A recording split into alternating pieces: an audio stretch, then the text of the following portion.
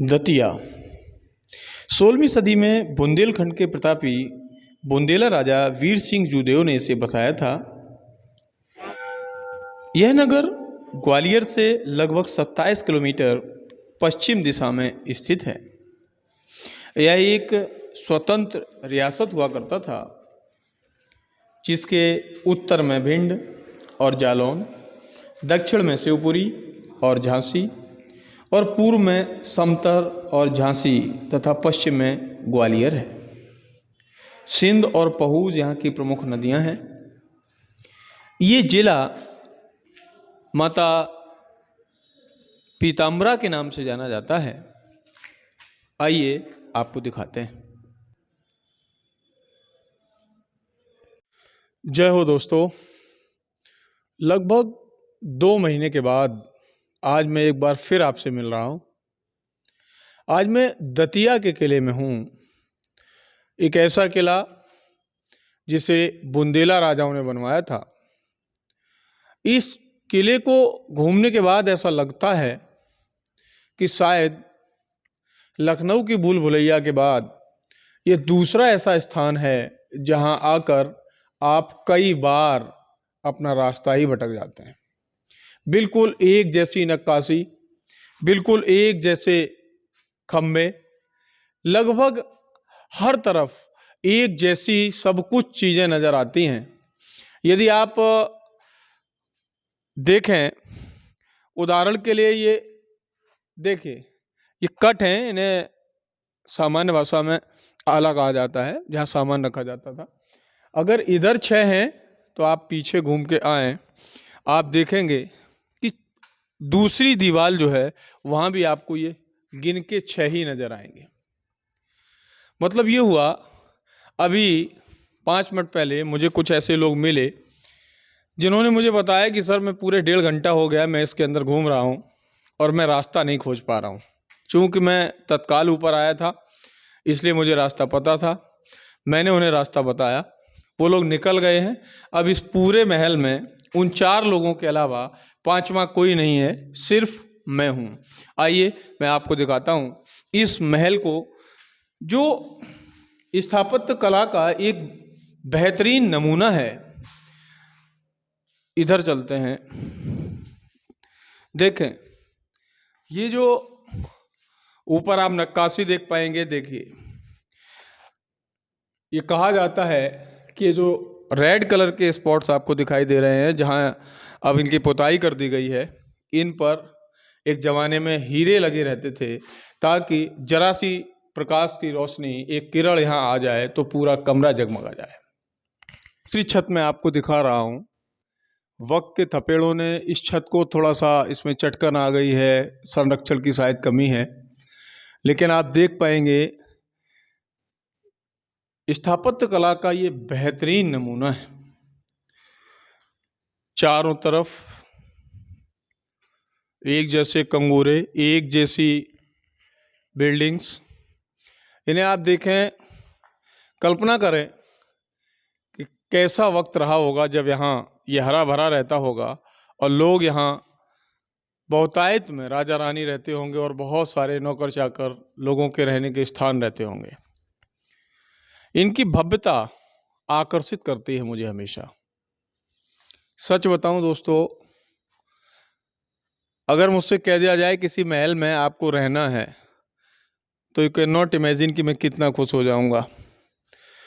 बहुत अच्छा लगता है अंदर से। यहाँ बैठ के आप महसूस कर सकते हैं, देख सकते हैं। यदि आप थोड़े से कल्पनाशील हैं, चूँकि मैं साहित्य का विद्यार्थी रहा हूँ, आप थोड़े से कल्पनाशील हों तो आप अपनी कल्पना शक्ति के माध्यम से सब कुछ, लगभग सब कुछ महसूस कर सकते हैं कि यहाँ क्या होता रहा होगा। देखिए,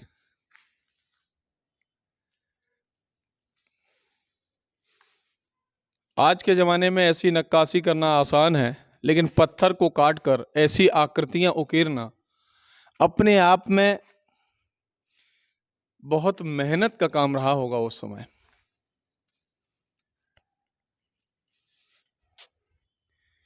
ये पूरा महल, मैं आपको बार बार बता रहा हूँ, कहीं से भी घूम के आइए, लगभग एक जैसी ही सारी आकृतियां। देखिए वहां मैंने आपको दिखाया सेम डिटो, नो चेंज, कोई परिवर्तन नहीं, एक जैसे कंगूरे, एक जैसे कमरे, एक जैसे लगभग। यदि मेरे पास इंची टेप होता मैं आपको नाप के दिखाता तो शायद लंबाई चौड़ाई सब कुछ, ये जो आंगन जैसा होता है खुला स्थान,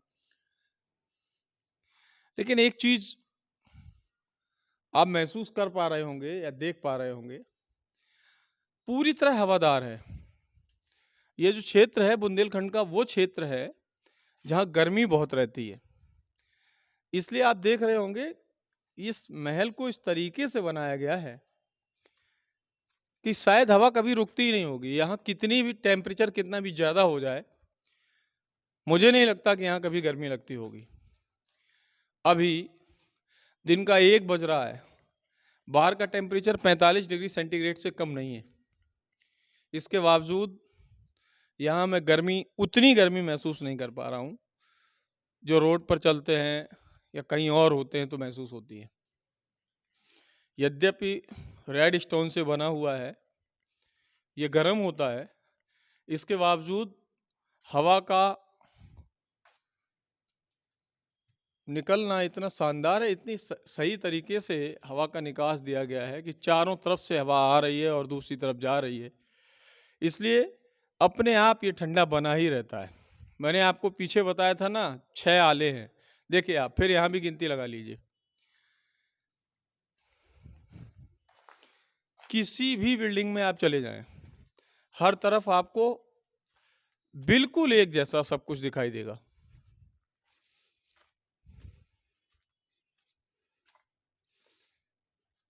अब यदि इसे ऐतिहासिक दृष्टि से देखें तो बुंदेला राजाओं के द्वारा बनवाए जाने के बाद 1857 का जब विद्रोह हुआ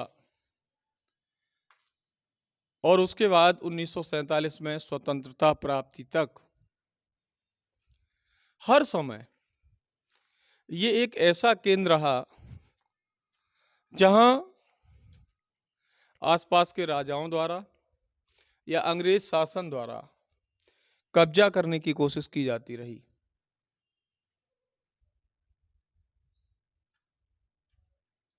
यद्यपि देश की स्वतंत्रता के बाद यहाँ के जो तत्कालीन राजा थे उन्होंने अपने राज्य को अलग रखने का प्रयास किया, लेकिन इसे यूनाइटेड प्रोविंस में जोड़ा गया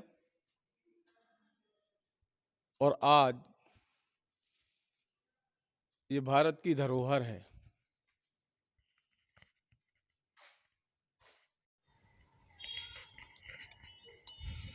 इस समय मैं इस किले के परकोटे पर खड़ा हुआ हूँ। पूरा दतिया शहर आपको यहाँ से दिखाई दे रहा होगा। ये वो दतिया शहर है जो माँ पीताम्बरा के नाम से जाना जाता है। वर्तमान में इसकी प्रसिद्धि पीताम्बरा माई के कारण है। एक समय रहा है जब ये भी एक छोटी सी रियासत हुआ करती थी और उस रियासत पर हमेशा अंग्रेज अपनी आंख गड़ाए रहते थे। किले के ठीक पास में ये बड़ी माता का मंदिर है। आप देख पा रहे हैं वो सामने जो एक बिल्डिंग आपको दिखाई दे रही है किले नुमा, मैं वहाँ भी गया था, परंतु वो स्थान अब सिर्फ लोगों के रहने का स्थान बन गया है। अब उसमें किसी भी प्रकार का संरक्षण नहीं किया जा रहा है और अब वहाँ जाकर ऐसा लगता है कि लगभग सभी चीज़ें ढह गई हैं। इस किले के बाद अब मैं आपको लेके चलूँगा दतिया, जिस नाम से प्रसिद्ध है माता पीताम्बरा माई के पीठ पर, माता पीताम्बरा माई के मंदिर पर, जिसे सिद्धपीठ कहा जाता है। दतिया के इस मंदिर में प्रतिदिन हजारों श्रद्धालु आते हैं। चूँकि आज शनिवार का दिन था इसलिए लोगों की भीड़ बहुत ज़्यादा है। परिसर के अंदर वीडियोग्राफी करना मना है, इसलिए बाहर से जो भी विजुअल्स मैं आपको दे पा रहा हूँ वही दिखा रहा हूँ। आशा है आपको ये वीडियो पसंद आया होगा। चैनल को लाइक करें, शेयर करें और सब्सक्राइब करें और देखते रहें। जय हो।